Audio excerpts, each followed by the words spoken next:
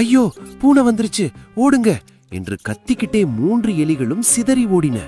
ஒரு அழகான வீட்டின் சமையல் அறையில் ஒரு பெரிய நறுமணம் வீசும் கேக் துண்டு இருந்தது. அந்த வாசனையை நுகர்ந்து கொண்டு 3 சின்ன எலிகள் மெதுவா அங்க வந்து சேர்ந்தன.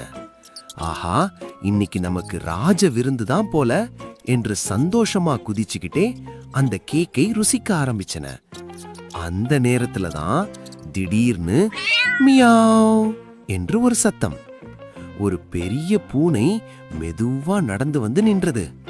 பூனையை கண்டதும் எலிகளின் கண்கள் பெருசாயிச்சு, இதயம் வேகமா துடிக்க ஆரம்பிச்சுச்சு.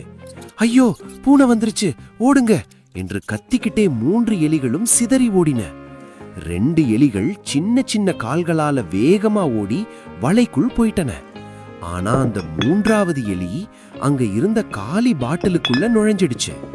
அந்த பூனை பாட்டிலுக்குள்ள எலி இருப்பதை பார்த்துட்டு கையை உள்ள விட முயற்சி பண்ணுச்சு.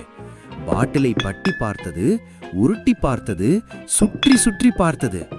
என்ன செய்தாலும் அந்த எலியை பிடிக்க முடியல. கடைசியில ஏமாற்றத்தோட அந்த பூனை அங்கிருந்து மெதுவா நடந்து போயிடுச்சு. பூனை போனதை கண்டதும் மறைந்திருந்த 2 எலிகளும் மெதுவா வெளியே வந்தன. நண்பர்களே, பயப்படாதே, நாங்க இருக்கோம் என்று தைரியம் சொல்லுச்சு. அந்த நேரத்துல ஒரு எலிக்கு ஒரு அருமையான யோசனை வந்துச்சு.